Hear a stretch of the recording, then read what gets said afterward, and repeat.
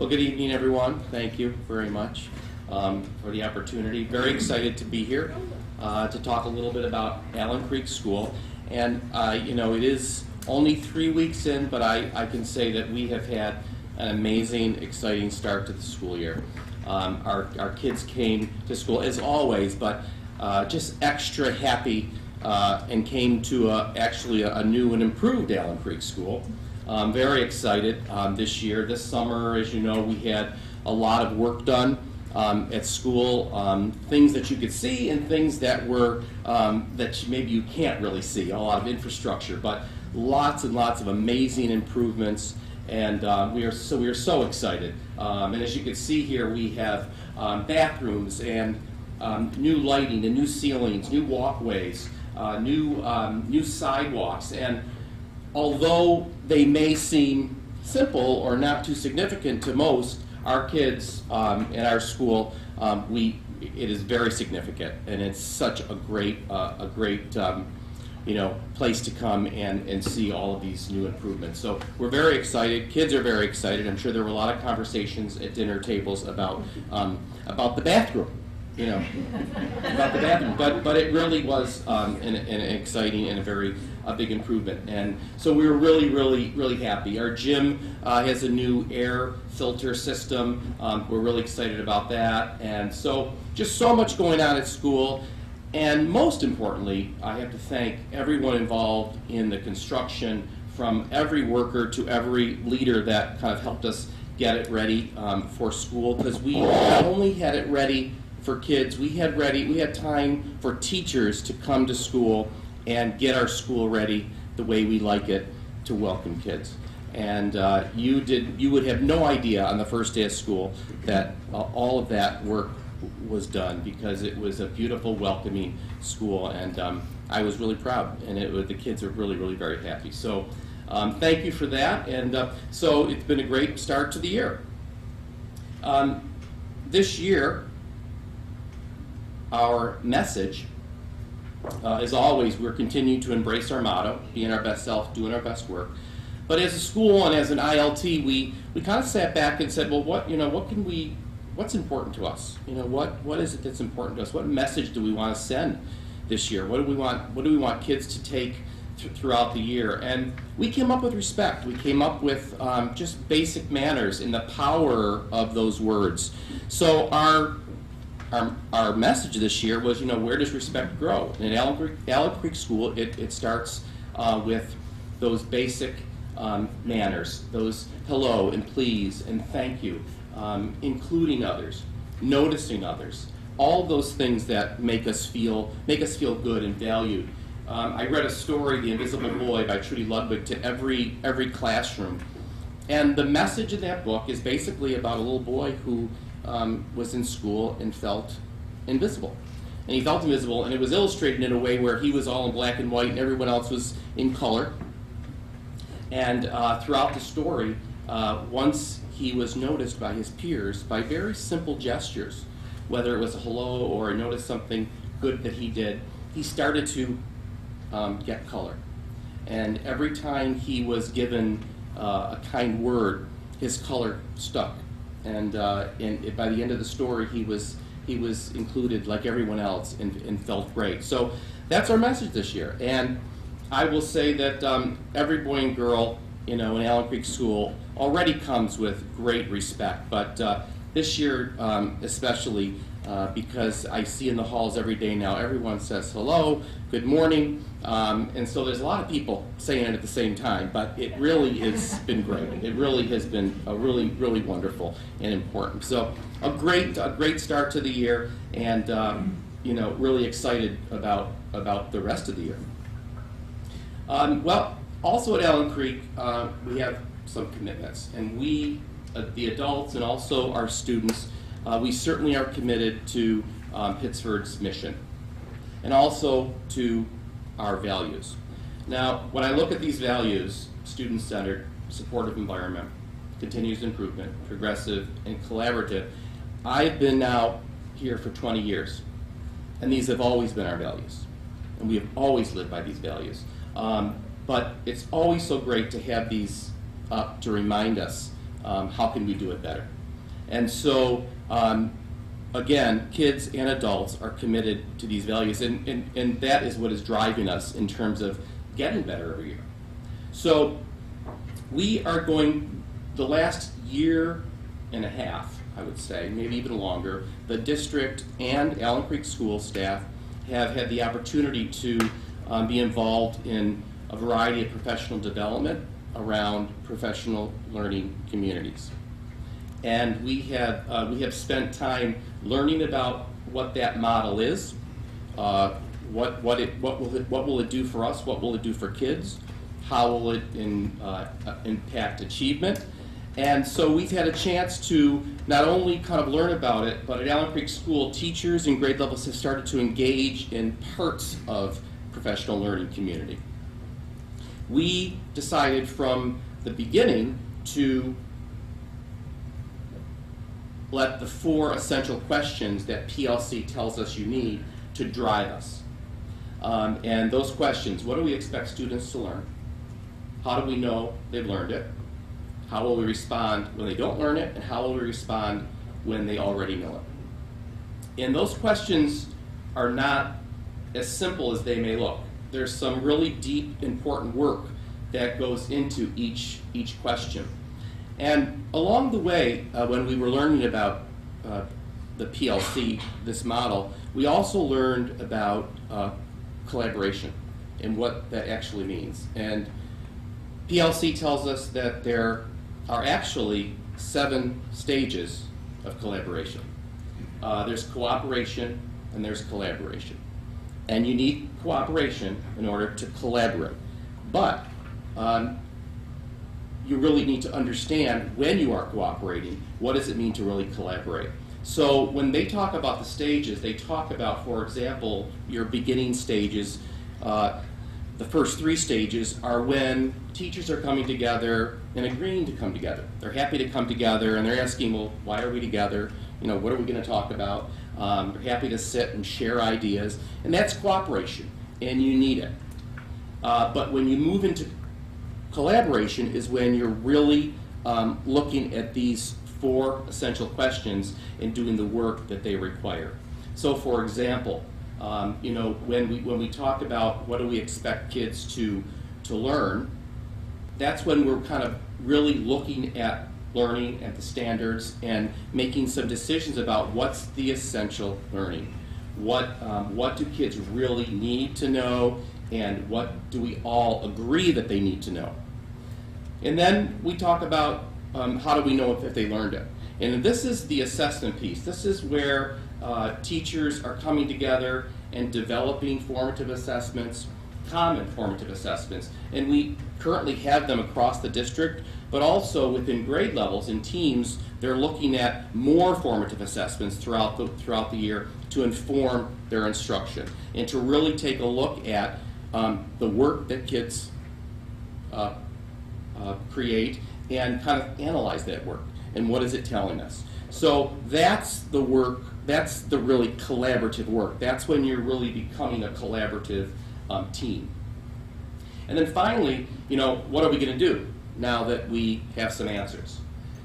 So this year is the first year that we, in the elementary level, have a new schedule to support that work. We have common playing time. We also have what we're calling an RTI, or response to intervention block every day. And it's going to give us a chance to do some intervening and enriching based on what we have learned in our collaborative teams.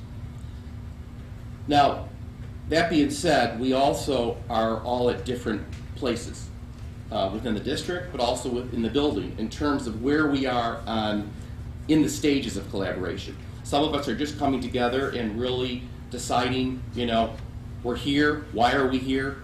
You know, let's share some ideas. And some of us are beginning to really start moving into those collaborative stages. And we're doing it slowly because we want to do it well. So it has been a very positive model so far. Teachers are very excited about it. They look forward to working together. They feel like they're not alone or isolated. And they're all our kids. Everyone's accountable. And so it has been, so far, a really great journey, and we're excited about moving forward with the journey. And the teachers have been really amazing, because the other thing is, of course, our end result is learning for all, but we want students to learn, but we also want teachers to learn. And when we get to the collaborative piece in terms of collaborating, and teachers are sharing practices with each other, it's really important that they're taking those practices and bringing them back into their classrooms, and they're learning from it, and they're learning from each other. So that's the other piece, that we're not just swapping ideas, swapping lessons, but we're learning from each other from those lessons. It may even be where you're going in and observing one of your teammates doing a lesson, and then taking it back to your classroom, certainly presenting it in your own style, but making sure that, what can I take from it? What can I learn? So we're really excited. This is a lot of work, but we are committed to it, and we're being very thoughtful about it. And I couldn't be more prouder than my staff and students who have just embraced this and are looking forward to moving forward with it. Another area that as a school that we're planning to focus on, and that's writing.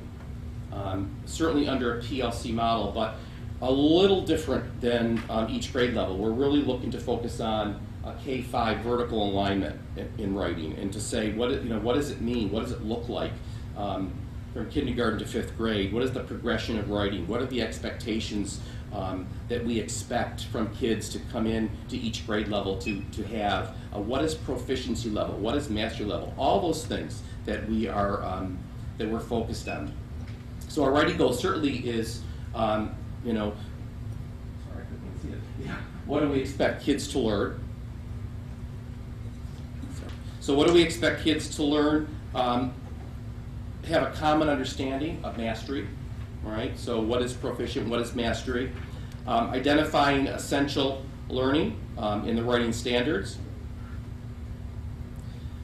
Collecting evidence of proficient writing. So we want to take a look at what is a great end of the year writing piece for a 2nd grader look like. And let's collect that and have that as an exemplar for our teachers, but also for our students to look at, to model what is great writing and what are the expectations. And it just gives, for example, then a 3rd grade teacher so much more information about what they're expecting their kids to come with, and know right away to get right to work to where they need to go, and they can learn to know who their kids are, what kind of writers are, and what do they need to target to move forward. So that's basically our building goal. And actually, all of these writing points that I'm talking about are actually all points that kind of align with the 4 essential questions that I shared with you, or our values. So a lot of work ahead. We're also looking at this work. We're trying to figure out how can we, say in our faculty meetings or our ILT meetings, kind of form them in a way or shape them in a way that we give a chance for those cross-grade levels to work together. And with what goals, for example, so we can have 2nd and 3rd grade kind of work together and share ideas, 4th and 5th. Because it's so important, it really is powerful and impactful when a 4th grade teacher knows what a 1st and 2nd grade student is doing in 1st and 2nd grade, and what their expectations are, and what their writing looks like, and what are the strategies that the teacher's using to improve their writing or to help them move forward. So that is our overall goal, and under, of course, our professional learning community, to be collaborative, share our work, be supportive, but also to challenge each other, and to be able to work together and focus on what's important, and that's learning for kids, and really kind of working together. They're all our kids, and that we're all accountable for that. And we're excited about it as we move on. And finally, what I did was here, I put together kind kind of this funnel, because there are so many other things that are happening, other models of instruction that are happening throughout the year that certainly align with our values, but they also are under the umbrella of a professional learning community. So for example, flipped instruction, which is really when direct instruction really is, some of it is done for homework, and either through a video, through a PowerPoint, and then when kids are coming in the next day, they're able to get to the important work in small groups.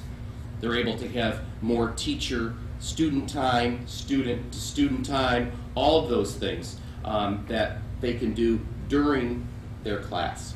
And they got that kind of direct instruction or all of the essential question the night before in their with their homework. So we're excited about that. Our PBL, project-based learning, that is a chance for kids to be engaged in critical thinking, collaboration, creativity, communication, strengthening teamwork.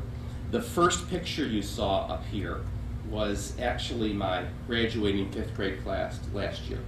And somebody asked me when they saw it, they said, well, everyone's so dressed up. What do they just dress up like that every day?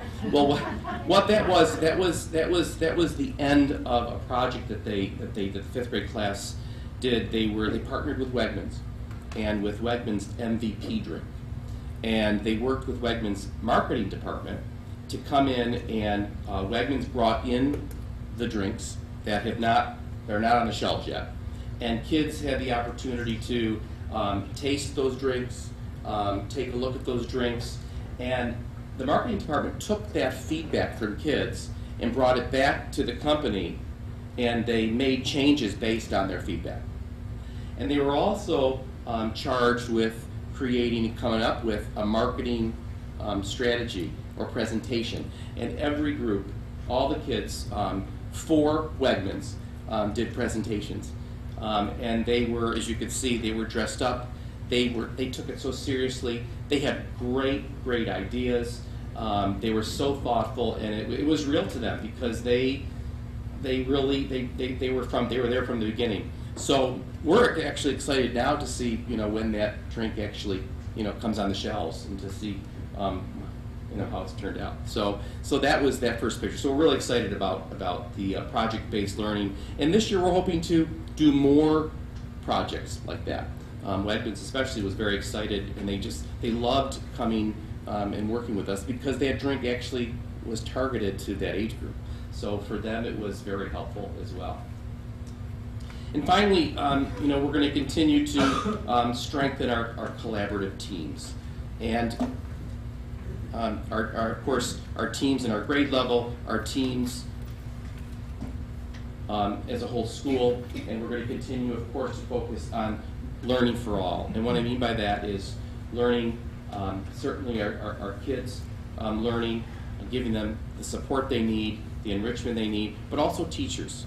All of us improving our practices together so we can teach and instruct at high levels, and so kids can have those opportunities to be engaged in authentic, real-world instruction and in learning. So we're really excited about the year, and throughout the year we will have opportunities for you to be invited to come and see some of our project learning, because there's often presentations and many different ways that they share their learning. And so we will certainly invite you, and you're welcome to come over anytime and watch them in action. It really is something. It really is something. So we're very excited about that. So that's really kind of what we have going on for the upcoming year. It's a lot of work. We're excited about it. We will continue to be our best selves and do our best work. We keep going back to that model, and we keep asking, well, what does it mean? What does it look like? And we can always come up with something new and something better to tell us, to drive us and for continuous improvement. So, thank you. Any questions or concerns? Any questions or comments? Thanks, Mike. That was a great report, and we enjoyed our coffee, our first of the year, and the tour of the school this past week. And thank you, and we'll take you up on your offer to come and see some of your project-based learning. Okay, thank you. very much. Thank you, Margaret.